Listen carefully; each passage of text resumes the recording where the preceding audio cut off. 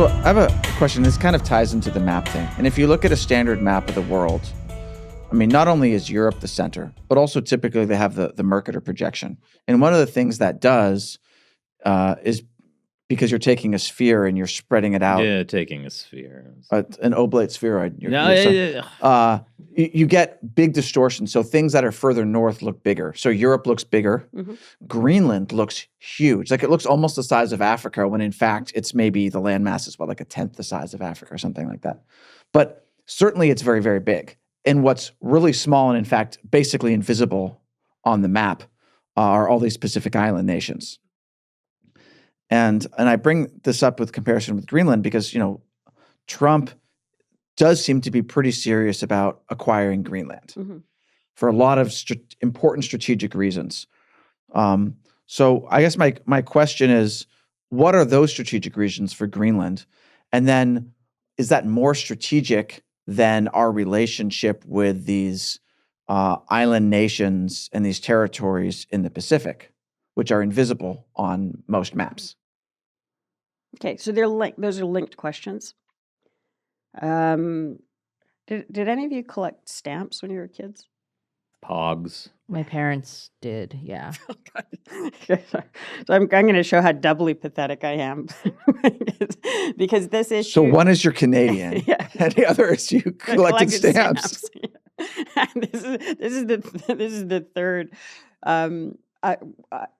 Me and Nicolas, who I went to school with, had a very big debate about the relative sizes of Australia and Greenland when we were 9, because it was like, look at the map. Look, it's bigger. Yeah. And so we wrote to the governments of Greenland and Australia and asked them which one was bigger. And did you get responses? Yeah, Greenland answered and said, "We're not as big as we look, but you're very welcome to come visit." Yeah, that's good. That's good. Australia didn't answer. And have you been to Greenland? I haven't. No, I haven't. Well, you're welcome to. Yep, I am. I'll show up with my letter. So if you shift the map and you look at the world from the North Pole, we talked about how important sea lines of communications are, and the corollary to that is choke points become incredibly important. And if you're looking at the Arctic as if it was a lake, there are only certain entry points into it. And one of them is the Bering Strait, which is why Seward was pretty smart to grab a hold of half of that choke point. And the other is that line that comes down off the top of North America and then down between Greenland and the landmass of North America. During the Cold War, this was that zone was called the Greenland, Iceland, UK gap, because there were only certain places where the Soviet nuclear submarines could come down through. So you needed to monitor that. So there's Greenland, there's Iceland, there's actually the Faroe Islands where there was also a military installation, and the UK. So as the Arctic starts to open up, or even the Arctic doesn't even have to open up. We have better ships, better subs, better capacity to operate in an icy environment. That becomes an entry point or an attack point. Obviously, also from the Arctic, if you launch missiles, it's much closer. If you're flying a plane if you're going from Japan to New York, you might arch over the Arctic. It's in a closer entry point. So I've been looking. I used to do Arctic stuff, so I've been looking at Greenland for probably 20 years now, and the Chinese have been very active about trying to get in there for a long time. There are resources. There's the strategic location. There's what China particularly thrives on, which is the controlling power. In this case, Denmark treated the locals really badly. So there's a dissatisfaction that you can froth up into an entropic warfare type situation and start to create fractures, social, political fractures. Yeah, I know that the CCP has been looking at Iceland too for over 20 years now. Yeah. Pretty seriously, like Remember, I went there in like 2015 or something like that, and they had this giant new Chinese embassy Yeah. that they had built, and like this whole, but they had been trying to get into Iceland's good side for like a good decade plus before that. So it's just kind of crazy to think, oh yeah, we had been really not paying attention. Yeah. So it had been occupied by the U.S. during World War II. And so there are fundamental demographic differences between Greenland and Iceland. So the majority, but far the majority of the population of Greenland is Inuit, so more closely related to the Canadian Inuit. Iceland is mostly a descendant of Scandinavians. The Faroe. What's interesting in the Faroe Islands is there's been a lot of outreach from Russia. The Faroese fish and the Russians fish. They have exchanges.